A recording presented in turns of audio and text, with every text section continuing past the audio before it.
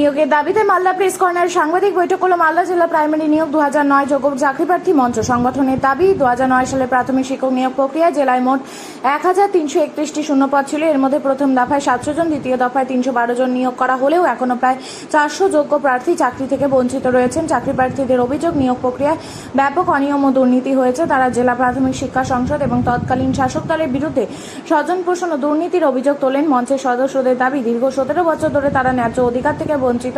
অবিলম্বে বাকি যোগ্য প্রার্থীদের নিয়োগ করতে হবে। তাদের হুঁশিয়ারি, যদি বঞ্চিতদের দ্রুত নিয়োগ না করা হয় তাহলে 2009 সালে সম্পূর্ণ প্যানেল বাতিল করার দাবি নিয়ে বৃহত্তর আন্দোলনে নামবেন তারা। এদিনের সাংবাদিক বৈঠকে উপস্থিত ছিলেন বহু চাকরি প্রার্থী। প্ল্যানে ছিলেন আর কেন বঞ্চিত, আজকে কেন প্রেস মিট করছেন? আজ এই প্রেস মিট করার একমাত্র একটাই কারণ, সেটা হচ্ছে ডিপিএসসির দুর্নীতি তথা সরকারের দুর্নীতি। এই সরকারের দুর্নীতির বিরুদ্ধেই এই সরকারি দুর্নীতির জন্যই আজকে আমরা বঞ্চিত।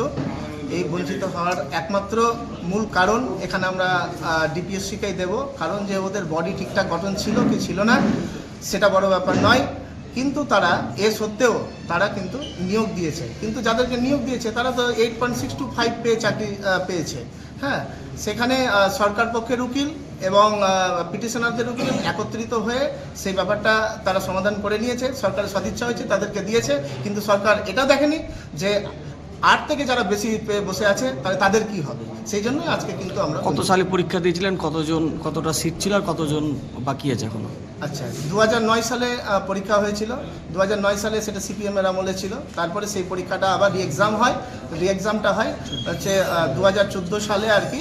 হ্যাঁ, সেখানে বলা ছিল 1331টা ভ্যাকেন্সির জন্য কিন্তু নিয়োগ হচ্ছে, কিন্তু পরবর্তীতে প্রায় 700টা ভ্যাকেন্সি ওটা পূরণ করেছিল। কিছু নন জয়েনিং ভ্যাকেন্সি ছিল, কিন্তু সেই নন জয়েনিং ভ্যাকেন্সিতে কিন্তু তারা আর নিয়োগ করেনি। এই পরবর্তীতে 2025 সালে তারা 312 জনকে আর এক্সট্রা নিয়োগ করে, কিন্তু এটা কিন্তু ছিল টোটালটাই ভিত্তিহীন।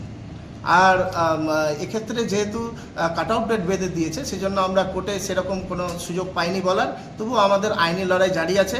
আমাদের দিক থেকে আমাদের লয়ার রয়েছেন ফিরদৌস শামীম বাবু, তিনি আমাদের জন্য প্রাণপণ চেষ্টা করে যাচ্ছেন যাতে করে আমরা একটা ন্যায় বিচার পাই। আর সরকার পক্ষের কাছে আবেদন যাতে আমাদের এই ন্যায় বিচারটা সরকার অবশ্যই ভাবে এবং আমাদের জন্য সেটাকে বরাদ্দ করে। কতজন আপনারা বঞ্চিত আছেন?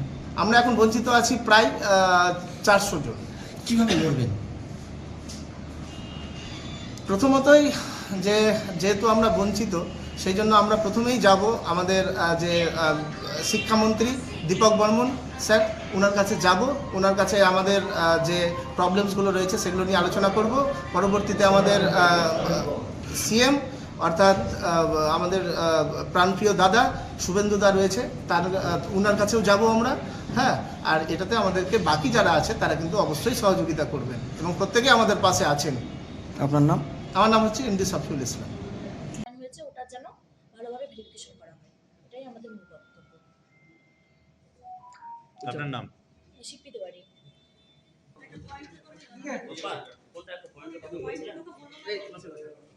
ছবিটা তুলে নিই।